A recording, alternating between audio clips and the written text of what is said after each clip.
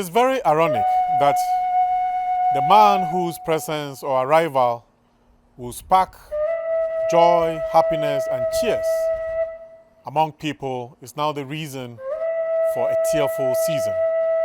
For which reason, the month in which he died, November, and January, the burial month, will bear the ignominious title or testimony to the painful reality of his demise. The huge tree that has fallen and caused pain in the hearts of many in Ghana and beyond is Flight Lieutenant J.J. Rawlings, a man of valor, a man of courage, a man of many parts, a man known for his dedication to duty, a patriot, and a man who was a believer in the African.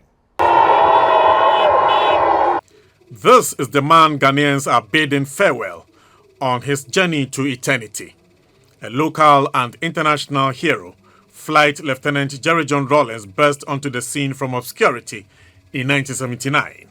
He had been an Air Force pilot and hobnobbed with military superiors and presidents at the time.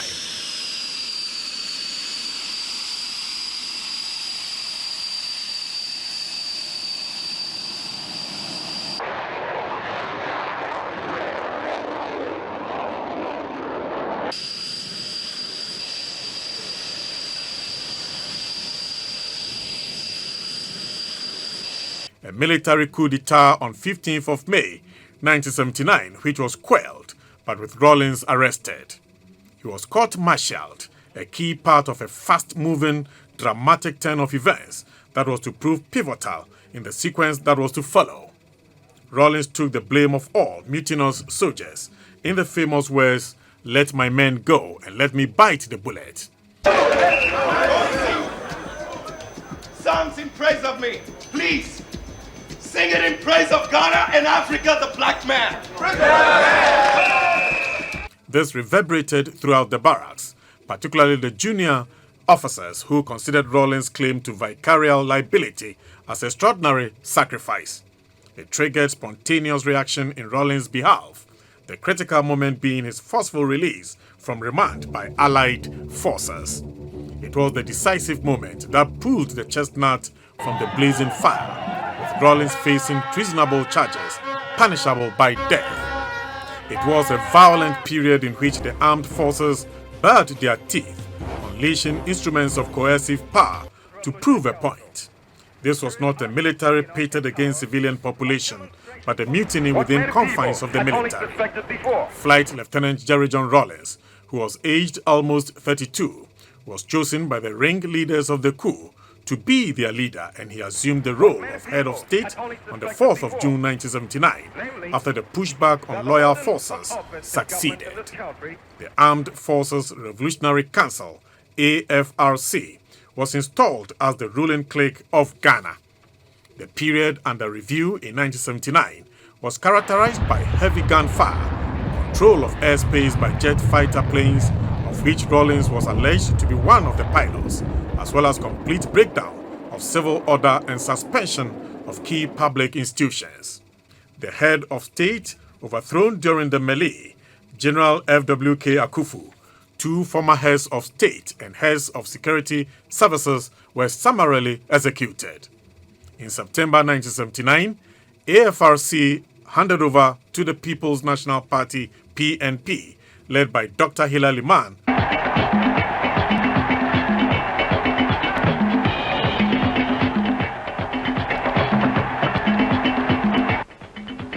for winning the hurriedly organized elections. Another coup tore through the Ghanaian body politic, removing Dr. Hilal Liman from power on 31st December 1981. The President, the Vice President, and all ministers and their deputies are dismissed from office. B. Parliament is dissolved. C. The Council of State is abolished. D. All political parties are proscribed.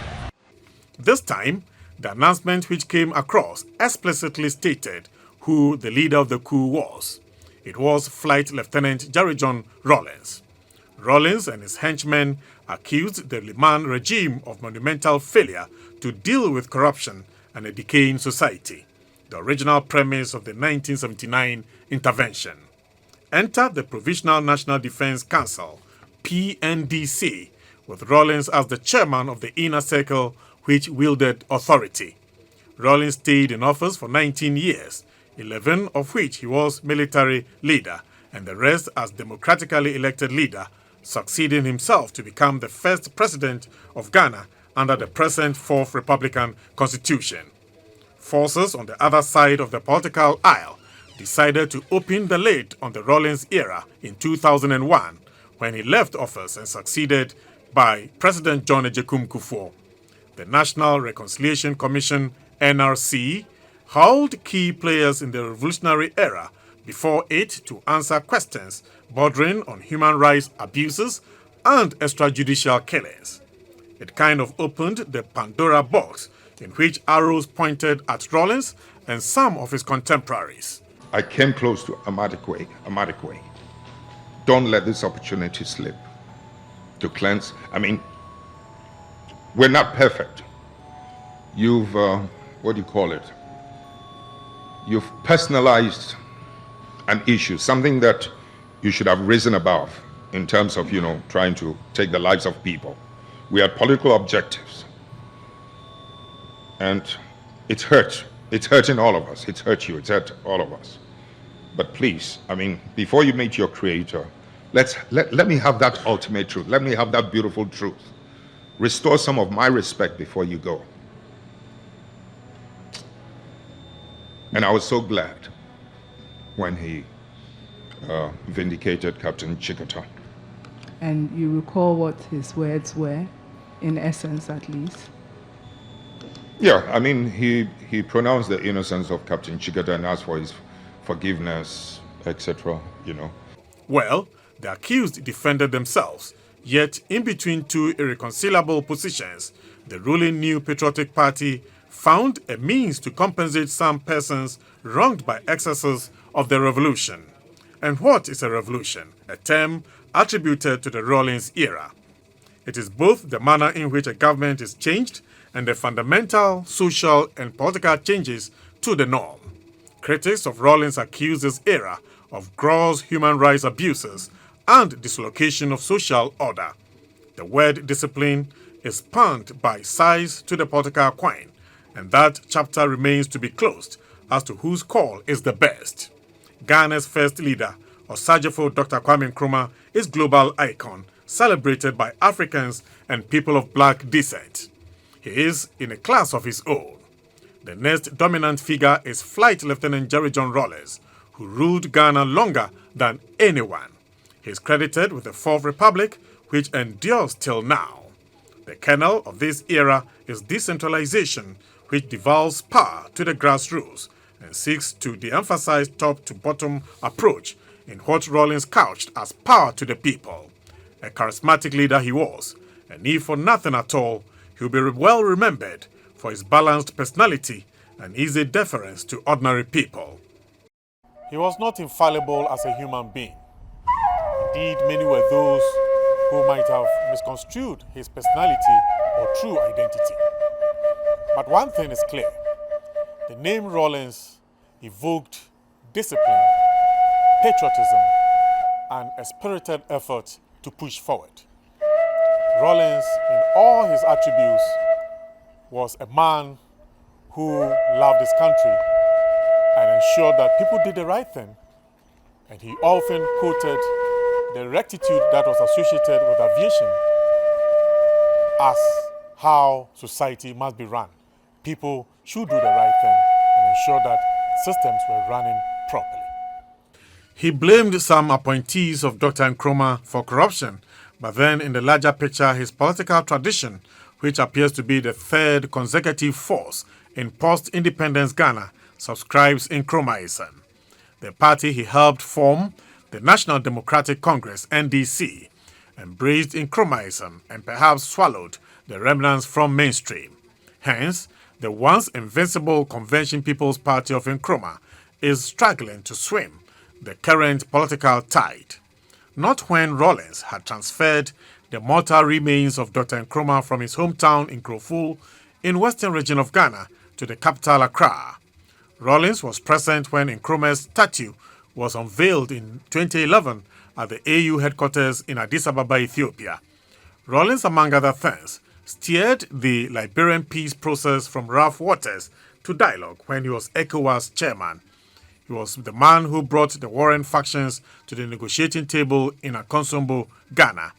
His diplomatic skill was recognized by Nelson Mandela, who, as the chief peace broker in Burundi, invited assistance of Rawlings in 1999. Much later in his retirement, he was appointed the AU envoy to Somalia to help find peace to the troubled Somalia.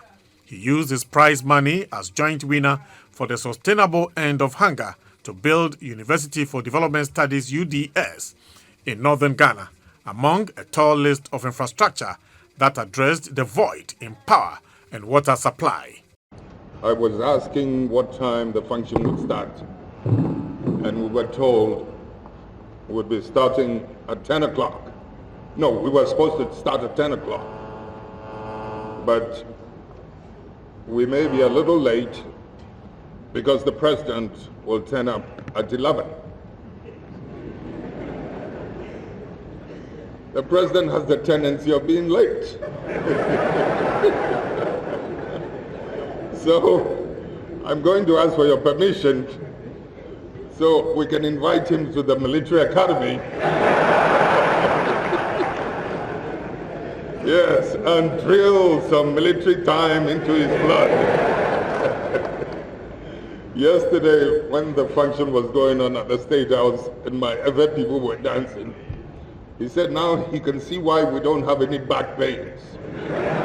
In his time, rural electrification was accelerated and many villages were connected to the national electricity grid. He also initiated the Economic Recovery Program ERP to stabilize and get the economy out of the woes, some 5 years after Ghana had lost the title of world's leader in cocoa production to neighboring Ivory Coast. It is only by collective effort that the nation's problems can be solved. There are still some people who would like the nation to go back to childhood. But we are grown up, or should be. We're supposed to be old enough to realize that the nation is now paying the rest of the outstanding bill for those easier days when so many of our resources were squandered. He popularized the traditional attire of northern Ghana, the smock, by wearing it often and kept an eye on the north with regards to appointments, creation of the Upper West region, and disaster response. His tight grip on power, surviving coup attempts, yielded some positive results in the sense that divisive politics was absent under his watch. His government was hybrid of civilians and military. There was semblance of Ghanaian people seeing themselves as one people. He was open about personal views and denounced westernization of Africans. As bad as an enemy can be, I think something worse than an enemy is a traitor. We've ended up evolving in the process of trying to modernize. We've ended up being westernized. Ideologically inclined to socialism, he initially centralized authority ahead of the wilt his regime experienced in the tide of democratic order. Working closely with then Ghana ambassador to United States, Dr. Ecclesfield Gabra, President Rawlings forged closer ties with his U.S. counterpart Bill Clinton, thus becoming a launch pad for greater U.S. engagement with the rest of Africa.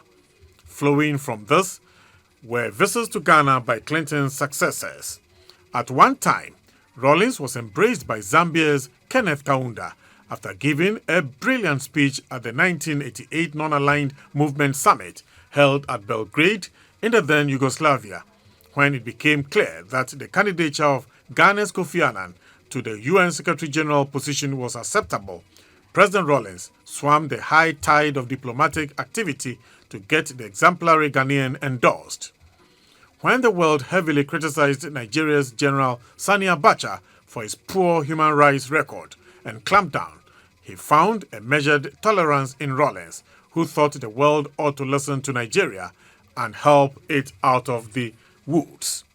In his latter days, The man some saw as tough proved malleable, sharing the olive branch with pro-democracy activist and 5th president of the 4th Republic of Ghana, Nana Akufo-Addo, a former political foe. They became good friends until Rawlings took his last breath on 12 November of year 2020.